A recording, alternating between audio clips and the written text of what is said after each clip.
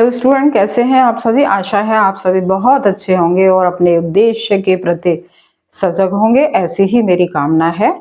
आज मैं आप लोगों के लिए छंद में जो मात्राएं होती हैं, दीर्घ और जो लघु और दीर्घ जो मात्राएं होती हैं उन्हें लेकर आई हूँ, क्योंकि ये मात्राएं जो हैं ये प्राण हैं, छंद का प्राण है ये। तो सबसे पहले ये समझना बहुत आवश्यक है। तो आइए चलिए शुरू करते हैं कि छंद में मात्राओं की गिनती हम कैसे करते हैं। छंद में मात्राएं ह्रस्व और दीर्घ होती हैं। ह्रस्व या दीर्घ यानी ह्रस्व लघु, इसको लघु भी कहते हैं। और इसकी कितनी मात्रा होती है? एक मात्रा होती है। और इस कैसे लगती है? ये खड़ी पाई के रूप में लगती है। अब जैसे मात्राएं छोटा आ, ई, उ और रे, ये हमारी मात्राएं हैं जिन्हें हम कहते हैं ह्रस्व मात्राएं या लघु मात्राएं कहते हैं। ये इनकी मात्रा एक लगती है। जैसे हम किसी वर्ण पर मात्रा लगाएंगे, तो जैसे हमने का पर लगाई, क, की, कु और क्र, कैसे हो जाएगा? क, की, कु, क्र। तो जब हम का पर लगाएंगे तो तो हम कैसे करेंगे? क प्लस आ, क्योंकि अक्षर या वर्ण की मात्रा नहीं होती, मात्रा सिर्फ किसकी होती है? मात्रा स्वर की होती है, व्यंजन की कोई मात्रा नहीं होती। तो चलिए आइए हम दो चार शब्द हम आपको बताते हैं किस तरह से। जैसे आ है, तो जैसे अब हम यहाँ पे कमल लिखते हैं, कमल, ये शब्द है कमल। तो जो कमल की मात्रा कैसे लगाएंगे? तो कमल पर क पर एक, ल म पर एक और ल पर एक, ये हमारी ह्रस्व मात्रा है। तो अब क में जो स्वर छिपा है, क्योंकि जब हम इसका वर्ण विच्छेद करेंगे तो कैसे बने? क प्लस आ और प्लस म प्लस आ प्लस ल प्लस आ, इस तरह से हम इसका वर्ण विच्छेद करेंगे। तो क्योंकि वर्णमाला का प्रत्येक जो वर्ण होता है अपने आप में अधूरा होता है, जब तक उसके साथ अ की ध्वनि नहीं जुड़ती तब तक वो पूर्ण नहीं होता। तो मात्रा किसकी है? अ की और अ की मात्रा है। तो इस तरह से हम क्या है कि लघु मात्राएं हम लगाते हैं। जैसे अब इसे कोई वर्ण आप ले लीजिए, जैसे हम क्र और ई, जैसे कृषि हम यहाँ पे लिखते हैं कृषि। तो अब देखिए जब हम कृषि में क्रम में भी इसको जब हम वर्ण विच्छेद करेंगे तो कैसे बनेगी? क प्लस हमारी बनेगी रे और प्लस श प्लस ई छोटी ई। तो अब मात्रा किसकी है? इस रे की है और ई की है। तो यहाँ पर एक मात्रा और एक मात्रा। तो इस तरह से हम जो ह्रस्व स्वर की मात्राएं हैं हम इस तरह से मात्राएं लगाते हैं और आप अच्छे से सीख भी गए होंगे, आशा है। इसी तरह से हम ये हमारा, अगर हम छोटे ऊ की मात्रा लगाएं तो जैसे हम लिखेंगे कुल, तो क प्लस ऊ प्लस ला और प्लस आ। तो अब हमारा ऊ की मात्रा है और आ की मात्रा है, तो यहाँ पर एक मात्रा और यहाँ पर एक मात्रा। तो इस तरह से हम मात्राएं जो होती हैं, लघु मात्राएं जो होती हैं वो हम लगाते हैं। अब हम आते हैं दीर्घ मात्राओं पर, कि दीर्घ मात्राएं या हमारी जो है इसे हम गुरु मात्रा भी कहते हैं। दीर्घ मात्रा, गुरु मात्रा, इसके लिए हम एस चिन्ह का प्रयोग करते हैं। जैसे हम वर्तुल रेखा कहते हैं, इसे हम क्या कहते हैं? खड़ी पाई कहते हैं। इसे वर्तुल रेखा कहते हैं जो एस टाइप का होता है। अब इसमें हमारी दीर्घ 7 मात्राएं आ, ई, उ, ए, आई, ओ, औ और कंग और ह, क्योंकि इन सभी की 2 मात्राएं होती हैं। तो जैसे हम लिखते हैं आ से हम लिखते हैं आईना। जब हम आईना लिखेंगे तो आ की कितनी मात्रा हो जाएंगी? 2 हो जाएंगी। और ई की कितनी हो जाएगी? 2 मात्रा हो जाएंगी। और ना की कितनी हो जाएंगी? 2 मात्राएं हो जाएंगी। इसी तरह से हम प्रत्येक जो है मात्रा की जो हम 2 मात्राएं हम किसी में भी प्रयोग करते हैं। जैसे हम लिखते हैं औजार,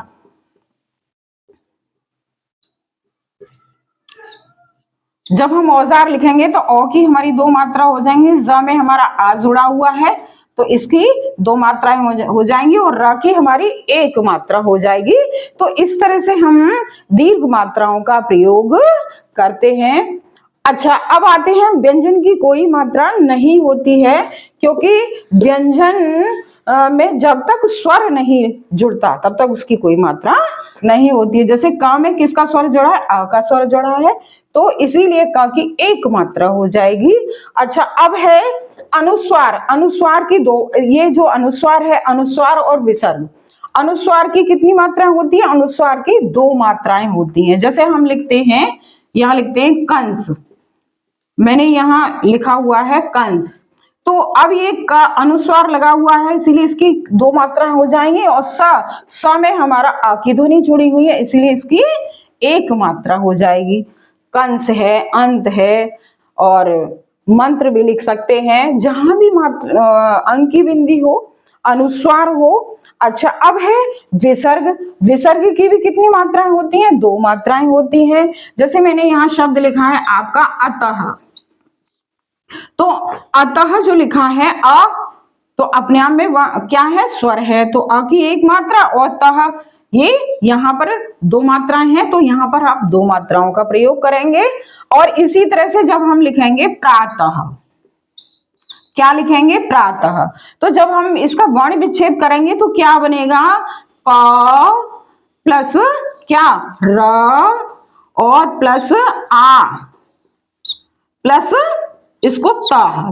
तो अब देखिए यहां आ का स्वर है, ना इसकी मात्रा है ना इसकी मात्रा है, इसकी मात्रा है, तो अब यहां पर कितनी मात्राएं हो गई? दो मात्राएं हो गई। और ये विसर्ग पर कितनी मात्रा होती हैं? दो मात्राएं हो गई। तो इस तरह से हम मात्राओं का प्रयोग करते हैं। अच्छा, अब देखिए चंद्र बिंदु जो होता है ना, उसकी कोई मात्रा नहीं होती। किसी शब्द पर जब चंद्र बिंदु होता है तो उसकी कोई मात्रा नहीं होती। जैसे मैंने यहाँ पे लिखा है शब्द, क्या लिखा है? चांद। मैंने क्या लिखा है? चांद। तो च पर आ का स्वर जुड़ा हुआ है, किसका? आ का, तो आ की, बड़े आ की दो मात्राएं हो गई, और द में छोटे आ का स्वर जुड़ा यानी ह्रस्व स्वर जुड़ा हुआ है, तो इसकी कितनी मात्रा हो गई? एक मात्रा हो गई। इसी तरह से मांग शब्द है आपका, मांग। अब म में क्या? दीर्घ आ जुड़ा हुआ है तो इसकी दो मात्रा हो गई, और ग में आ का स्वर जुड़ा है ह्रस्व, तो इसकी एक मात्रा हो गई। तो इस तरह से हम मात्राओं का प्रयोग करते हैं। और आगे का पॉइंट क्या है? यदि शुरू में आधा वर्ण हो तो उसकी गिनती नहीं होती। किसी शब्द में के शुरू में जब आधा वर्ण होता है तो उसकी गिनती नहीं की जाती है। जैसे यहाँ पे शब्द है आपका श्याम, मैंने लिखा है यहाँ श्याम, तो इसमें क्या है? आधा शाह है। क्या है? आधा शाह है, तो इसकी गिनती नहीं होगी। क्योंकि जब आप इसको कैसे लिखेंगे? जब आप इसको लिखेंगे तो इस तरह से इसको लिखेंगे, तो इसलिए इसकी गिनती आपकी नहीं होगी। तो या में बड़े आ का स्वर जुड़ा हुआ है तो दो मात्रा हो गई, और मां क्या है? मां में ह्रस्व स्वर जुड़ा है आ, तो एक मात्रा हो गई। इसी तरह से कोई भी श्याम है, ध्यान है, आप ध्यान कह लीजिए, तो यहां पर दो मात्रा और यहां पर आपकी एक मात्रा हो गई। अब देखिए आगे का पॉइंट क्या है कि यदि बीच में आधा वर्ण हो तो भार पहले पर पड़ता है। अगर बीच में आधा वर्ण कोई आ जाता है तो भार किस पर पड़ता है? पहले शब्द पर पड़ जाता है। किस पर पड़ जाता है? पहले शब्द पर पड़ जाता है। जैसे मैंने यहां लिखा है आपका वक्त, मैंने क्या लिखा है? वक्त लिखा है। तो अब देखिए बीच में आधा वर्ण है तो इसका भार किस पर आ जाएगा? वजन इस पर आ जाएगा। तो अब इसकी मात्रा इसकी मात्रा में जुड़ जाएगी, तो यहाँ पर कितनी मात्रा हो जाएंगी? दो मात्रा हो जाएंगी, और यहाँ पर एक मात्रा हो जाएगी। कोई भी शब्द है, सख्त है, अब यहां पर मैंने लिखा है रक्त, तो रक्त में क्या होगा? इसकी मात्रा कहां? आगे जुड़ जाएगी और भार पहले पर पड़ जाएगा, और यहां पर आपका एक मात्रा आ जाएगी। तो इस तरह से आप मात्राओं का ज्ञान कर सकते हैं। अच्छा, किसी वर्ण में 3 मात्राएं नहीं होती, यानी 3 मात्राओं का प्रयोग कहीं नहीं किया जाता है। मैंने ये लिखा है कि 3 मात्राएं कहीं नहीं गिनी जाती, यानी कहीं प्रयोग नहीं होता है। अब जैसे आप ये सोचें, या चांद है तो चांद पर 2 मात्रा हो गई और अंकी बिंदी की मात्रा हो गई, तो अंकी बिंदी की 2 मात्रा होती ही नहीं है। अच्छा, अगला एक पॉइंट और भी है कि यदि ह से पहले आधा व्यंजन हो तो भार पहले पर नहीं पड़ता। ये विशेष ध्यान देने वाली बात है कि ह से पहले आधा व्यंजन हो तो भार पहले पर नहीं पड़ता। अब जैसे यहां पर मैं आपको बताती हूं कि जैसे यहां पर शब्द है आपका आला। क्या है? आला। आला एक खंड भी है, आपको पता होना चाहिए। तो देखिए, ये आला तो भार किस पर नहीं पड़ता? पहले पर नहीं पड़ता, ये ध्यान देने वाली बात है। तो अब यहाँ आ क्या है? दीर्घ स्वर है, तो इसकी 2 मात्राएं हो गई। और हा क्या है? ये भी यहाँ पे, क्योंकि इसमें अ की यानी बड़े आ की ध्वनि जुड़ी हुई है, दीर्घ जुड़ी हुई है, तो इसलिए इसकी 2 मात्राएं हो गई। जैसे अब है तुम्हारा, तो अब ता में क्या है? छोटा ऊ, यानी ह्रस्व स्वर जुड़ा हुआ है, तो ह्रस्व स्वर की ऊ की 1 मात्रा हो गई। और हा में हमारा दीर्घ स्वर जुड़ा है, तो इसकी 2 मात्रा हो गई। और रा में हमारा दीर्घ स्वर जुड़ा है, तो इसकी 2 मात्रा हो गई। तो इस तरह से आप मात्राओं की पहचान करके आप बहुत अच्छे से मात्राएं स्वयं लगाना सीख सकते हैं। और जब तक ये नहीं आएगा तब तक आप मात्राएं नहीं सीख पाएंगे। और जब छंद में मात्राओं का ज्ञान नहीं होगा तो छंद का सीखने का भी कोई तात्पर्य नहीं बनता है। यदि मेरा टॉपिक आपको पसंद आया हो तो लाइक कीजिए, सब्सक्राइब कीजिए, शेयर कीजिए। धन्यवाद।